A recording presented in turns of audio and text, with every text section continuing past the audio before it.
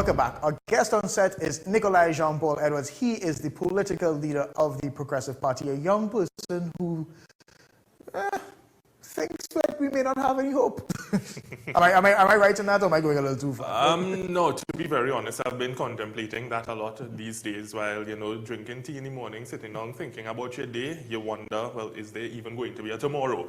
And quite frankly, there's just a period where we have to fight. As much as we may feel daunted and fed up and frustrated with people in power, you have to do something about it. And yeah. Speaking about people in power, are you still political leader of your party?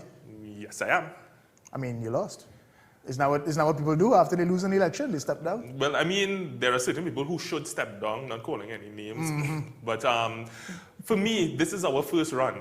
The Progressive Party, the mere fact that we were able to contest an election, I think that in itself is a victory. So while we may not have gotten a seat in Parliament or anything, I think we have started building a base.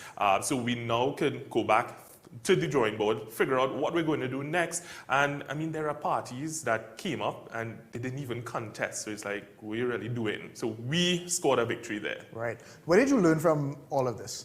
I learned, one, the system is very much against you. If you are not one of the major players coming into the fray, it's going to be extremely difficult. And I mean, one of the things that we knew all the time, but it confirmed my worst fear, is that money is king. Without money, you can do nothing. So people will say, well, yeah, we want to vote for you, go back up next time with a full slate and stuff. And I'm like, are you starting a GoFundMe for me? Because I know these days I like to start GoFundMe. Or you can start the DSS. And that's something that I'm NSS, actually... Nikoli Susu.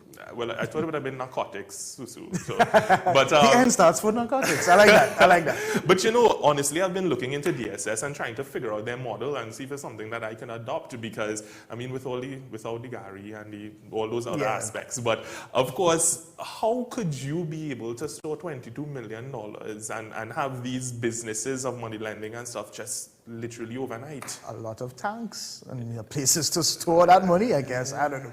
But you look at this and you look at all of these people who are investing, and the way I've seen it, it seems as though that there is a desperation. People just are looking for money and they need something now. The jobs aren't out there. Do you see it the same way, or how do you feel about that situation? What we have to admit is that trust in this country is eroded. People don't trust institutions, they don't trust the leadership of the country. Quite frankly, sometimes they don't even trust their neighbor, you understand? And people are looking for something that will give them quick gains. They're looking for quick gratification. Delayed gratification is something Trinis don't really know about, yeah? We give us a chance, we have carnival every weekend. So we really and truly are looking for a model that we can make some short-term gains. We put in money here, and then next week you get a phone call, come and collect your whatever line you're on. And I've done nothing in between. Exactly. And it's a situation where, all right, I work hard, I slave, and I get pittance. Or I do something very short-term, very by the way, and I get big rewards. And which no are you going to choose? So I think that's just the situation in the country. Well, no legal tax anyway, because Mr. DSS still taking his little bit. And they're okay with that. That's what I understand. They're okay with that. You have to re-gift and stuff. I mean, you're getting taxed in school, you're getting taxed from the DSS boss, which is the difference, exactly. Right? So when you look at your political party, and you have some time to regroup, there's not going to be an election for another while, hopefully. What's next? What do you do in this downtime of COVID? And like a lot of people are using this time to regroup and think. So what are you putting in now? I am honestly just trying to figure out life as the day comes by, because I'll be very frank, I haven't been working since last year, so income coming in is not happening right now. So I have to think about how am I going to pay for my obligations every month, whether it's car loan, this, that, and the other. And this is the side of politics that a lot of people aren't aware of, because many of the persons who come out and are successful in politics from the jump are the big businessmen who get put in safe seats and all of that. But if you have someone who says, you know what, I want to make a difference, I want to see something better in Trinidad and Tobago, you put your neck out there, it doesn't go your way, there's no one waiting at the end of a red carpet to usher you back in and say, well, take a drink and And worse than that, if you had a job before, in some cases, you may be considered tainted. And So- that's because you would recall I was on the procurement board of Trinidad and Tobago. I stepped down from the procurement board of Trinidad and Tobago to pursue this. Now, if we calculate the salary that I would have been getting over that period, I would have been probably comfortable, but I'm not. And one thing I would say, I don't regret doing this at Well, all. that was obviously going to be the question. Yeah, I don't regret doing it at all. As a matter of fact, any young person in this country who's interested in politics, as much as I can understand why you may not be interested in politics, Right. if you are interested, let's have a conversation. I'm willing to help anyone. It doesn't matter what party you belong to. Of course, I'd want to bring you over on my Yeah, side. yeah. But it doesn't matter. I want to help other young people to see that there are possibilities in politics, and not for the fill your pockets and this, that, and the other, but rather to make a difference in this country. And I think it's achievable. And I think that is really important too, because people who say that they don't follow politics, they're just benefiting from the system as it is, or they don't know that they're being oppressed by the system, which I think is even I think scarier. there should be another island, like one of the 5 islands that we have down there, and we just put those people on. I know normally we'd always say, why we don't take the murderers, the rapists, and put them on an island.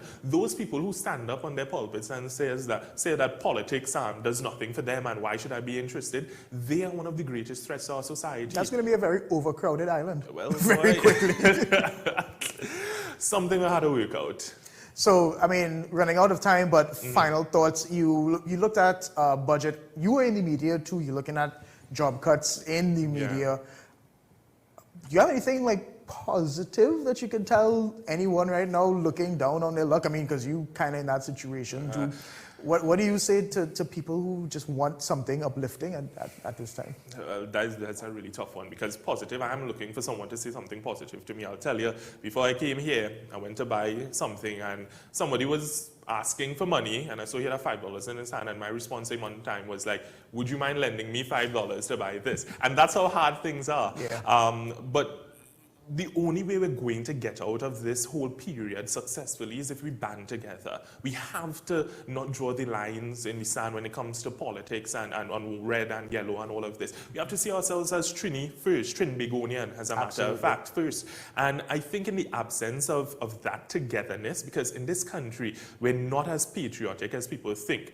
Our patriotism or our idea of patriotism is carnival and whining low in a two-piece, this, that, and the other. But we have to really and truly see nation building as all of our responsibilities. So, for instance, I was seeing the other day, I put out a release, the business people are complaining about the government's handling of the situation. And I don't want to be one of those people to say, well, that's what you vote for, but kind of this is what you supported. Right. Because we were saying all the time on the outside, this government is not doing enough. These are the holes, these are the issues, but yet the money still flows to fund their campaign. So that's something people need to think about. But for the common man in the street and so forth, you really have to keep your head up. This is going to be behind us. We don't know how much longer, but this is where you start building bridges as opposed to walls and big overpasses that wasting money in Europe and so forth. But Hey, I like that overpass, but I totally understand the sentiment, and I do completely agree with you that we all, the thing with politics is that for a long time, we all know that we want to go in the same place. We all want to be in the same destination. Maybe we have different views on how to get there, but I think just civility and just humanity in the end will win out. Indeed. So, a great conversation. Thank you so much Thanks thanks for for sharing having me. so much about your life with us. I know it's not Sure. easy. And that's our show. Thank you very much. This is Long Story Short. I'm Keishan Haynes. Goodbye.